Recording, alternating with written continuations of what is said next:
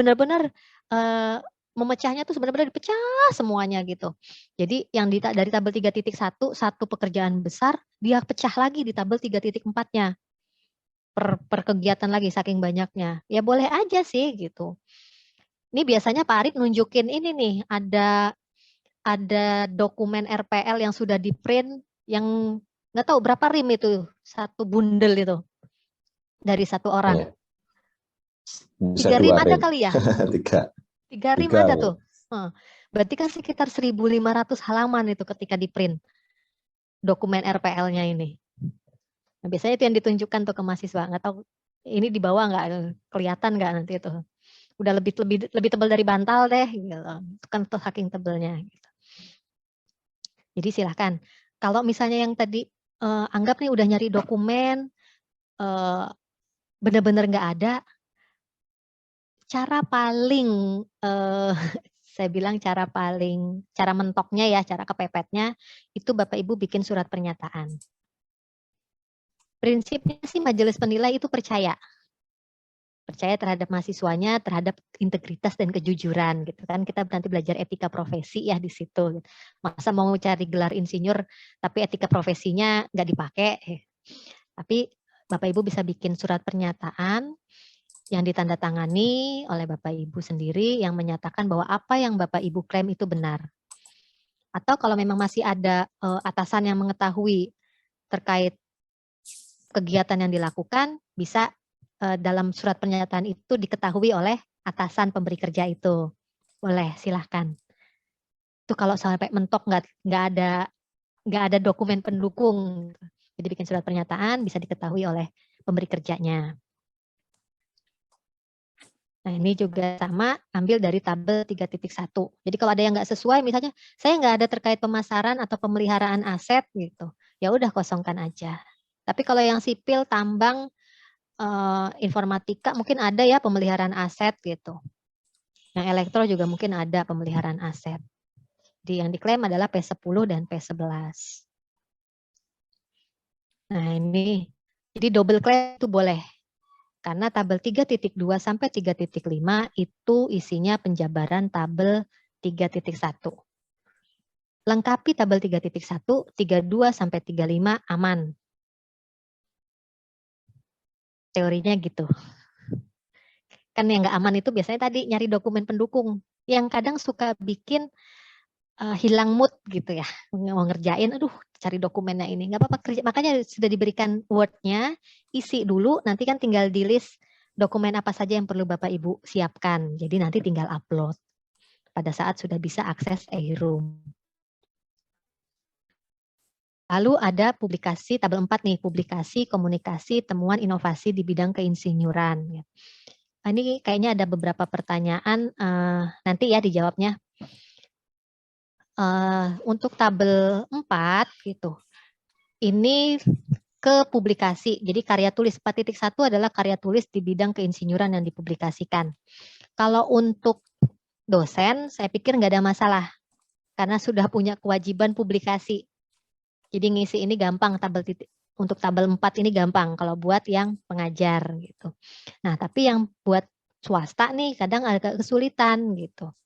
Silakan pertama bisa tuliskan biasanya nih kalau untuk tulisan skripsi, tesis, apa disertasi itu kan ada yang dipublikasikan ya, dibikin jurnal gitu. Nah itu bisa masukkan.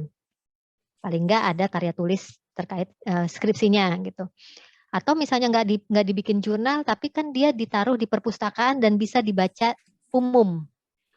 Jadi boleh tuliskan skripsinya, judul skripsinya.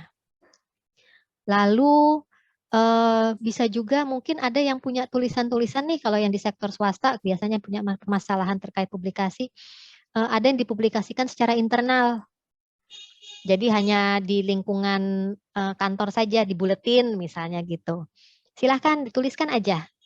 Nanti kan untuk dokumen pendukungnya ya upload itu tadi tulisannya gitu.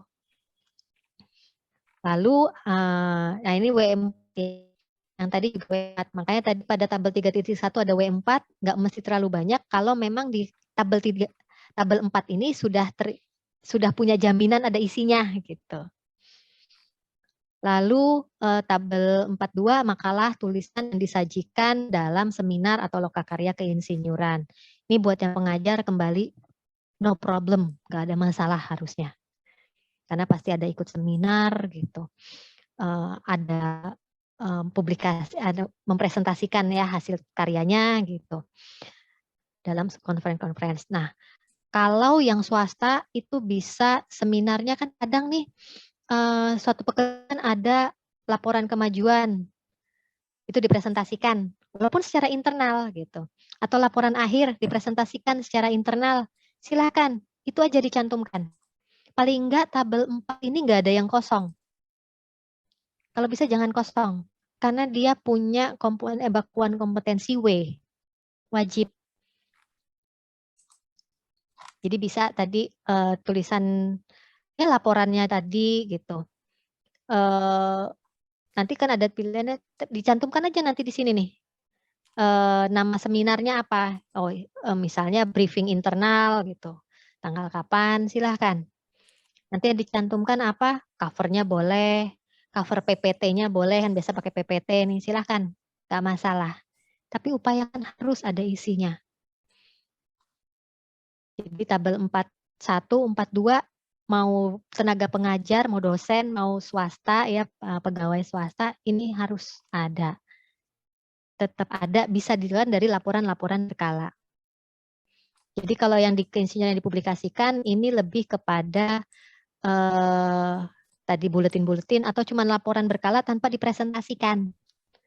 Nah, tapi kalau yang ini disajikan nantinya kita presentasi. Bentuknya ya laporan tadi, laporan kemajuan atau proposal juga boleh kan, mungkin ada mengajukan proposal presentasi dulu nih ke atasannya nih. Itu kan suatu karya tulis juga sebenarnya terkait keteknikan akan melakukan apa. Nah, itu aja dimasukkan di sini. Jadi presentasi, proposal dan lain-lain. Lalu tabel 4.3 seminar atau lokakarya keinsinyuran yang diikuti. Kemarin kayaknya sudah ada kuliah umum, ada seminar nggak sudah yang dilakukan ya oleh PSPPI? Biasanya PSPPI ada ngadakan tuh dalam satu semester semacam seminar yang diikuti oleh mahasiswanya. Ada ya Pak Arif ya? Nah, nanti yang kedua baru kuliah perdana. Oh iya, nanti Yang ada itu biasanya bisa kita berikan sertifikat juga. Ya, PSPPI biasanya mengadakan dalam satu semester itu ada mahasiswanya seminar, itu bisa dicantumkan nanti. Kemudian ya apapun lah seminar-seminar setelah masa pandemi ini kan untuk ikut seminar relatif mudah. Kita nggak mesti pergi kemana gitu, cukup di depan laptop kita bisa ikut seminar, daftar. Seminar-seminar gratis juga banyak.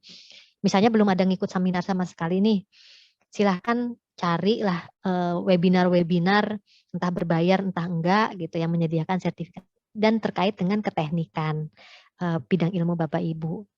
Bisa diikuti. Masih punya waktu nih sampai bulan apa nih nanti? Sebulan lagi ya, dalam waktu 1 bulan ini bisa coba dikumpulkan gitu. Waktu yang dua angkatan lalu apa ya pada masa pandemi itu jadi ada pengumpul sertifikat. Jadi dia saking semangatnya jadi ikut hampir semua webinar-webinar yang terkait ilmunya dia ikutin. Jadi banyak sekali tabel isian untuk tabel 4.3 ini. Secara online semua tapi memang ya gitu. Jadi dalam 1 bulan tuh dia bisa ngumpulin sekitar 20 sertifikat dari webinar-webinar online itu. Nah, ini W2 yang diklaim gitu.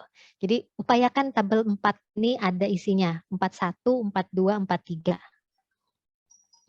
Nah, kalau tabel 4.4 memang ini P ya, pilihan terkait karya temuan, inovasi, paten, dan implementasi teknologi baru. Nggak semua orang punya.